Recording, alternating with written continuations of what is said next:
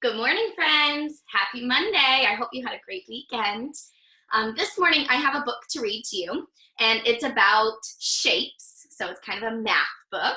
And then I have an activity for you to do after if you would like that goes along with the book. All right, so let's get started. This book is called Snippets, a story about paper shapes, written and illustrated by Diane Alber. So she wrote the words and she drew the pictures. Friends, do you remember what this part of the book is called? The part that it covers the book, protects it? Yeah, it's called the book jacket. Excellent. Look at all those cool shapes.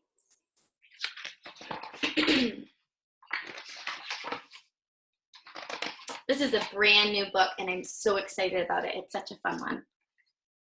This is a story about a strange little place where two shapes of paper filled up the whole space. Triangles and squares would all wait in line to make a home in the same pattern design. Each house like the other, all so mundane, not a chimney, a shingle, or a long window pane. So all the little shapes and houses looked exactly the same. Then one afternoon, after new shapes were made, a snippet showed too in an aqua blue shade. But because Snippet had an oddly shaped top, he looked a bit different from a normal rooftop. So this is Snippet right up here. See how he's a little bit different from the squares, a little different. He was very shy, but he wanted to play. So he asked the shapes, "What are you making today?" "We make sturdy houses," announced the red square. "Asymmetrical shapes belong right over there. Because we are different, it's best we're divided. We just can't risk having our houses lopsided." So these shapes are saying that the funny looking shapes like Snippet have to go over here. They can't play together.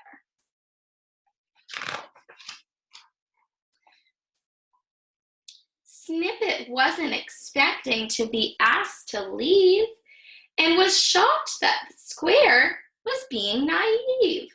But how could he build a strong house and be part of the pair, even though he was not a regular square?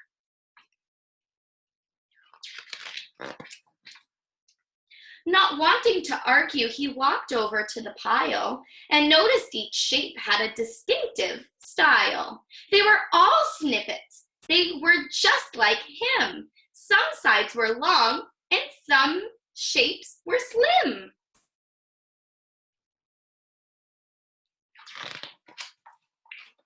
He was so excited by such a surprise. There were so many shapes of irregular size. "Come on," they all said, "jump right into the pile." So Snippet dove in with a bright, gleaming smile.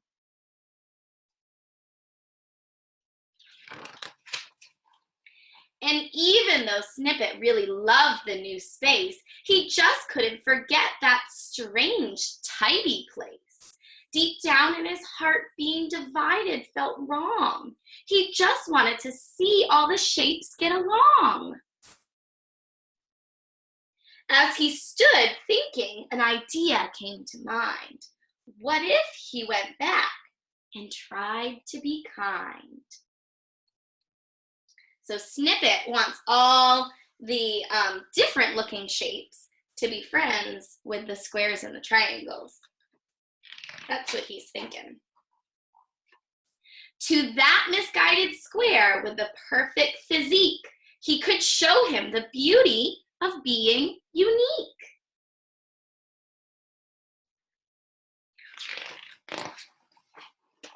When Snippet arrived, Square started to grumble. "Why are you back? You'll make our houses crumble."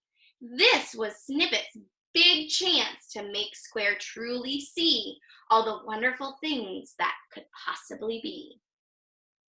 All right, what do you think Snippet's gonna do? What's your prediction? Let's see. Snippet pointed to the roof's acute angle and said, I could make a tall chimney on that green triangle. Snippet saw Square start to fill up with doubt and knew it'd be best to act it all out. Do you think he'd make a good chimney? I think he will. So he climbed on the triangle and said, how's this look? Square watched carefully, but the house never shook. It's not falling down and it doesn't look bad. In fact, it looks great. So what else can we add? Square liked it. Let's see what else they can build. Actually, said Snippet, we could add some more. There's a rectangle snippet for a fancy front door. Is it okay if I ask the pile to play too? Square happily agreed, only expecting a few, but the whole pile showed up to come over and play, and to Square's huge surprise, they had such a fun day.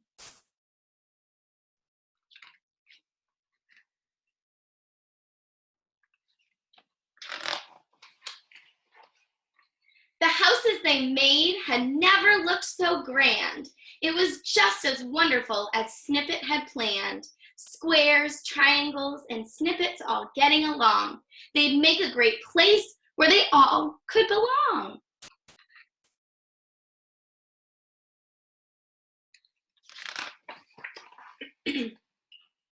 Long rectangles made houses that reached up so high. A pentagon-shaped rocket could fly in the sky. A right triangle made a red sail on a ship. It was amazing to see such close partnership. There's the red. They all learned so much from each other that day that regardless of shape, they could all happily play. And to think it was just one Snippet's kind heart that joined them together to make such great art.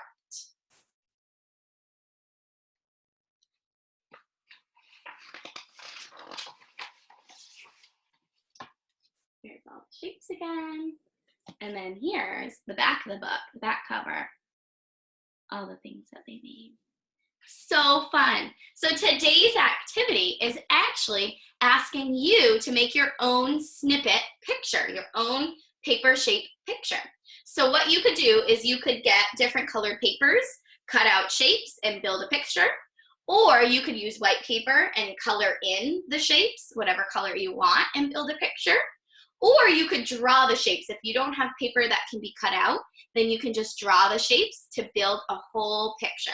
So like in this book, there's lots of things that you can make with shapes. You can make houses, and you can make rockets like over here.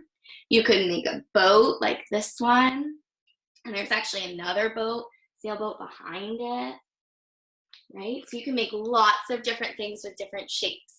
So that's what I'm going to ask you to do today, is either cut out shapes and glue them together to make a picture, or you don't even have to glue them. You could just put them in a picture design and take a picture and send it to me, or you could draw shapes to make a picture. And I want to see how many shapes you can get in your picture. So count them all up after and write the total number of shapes in your picture.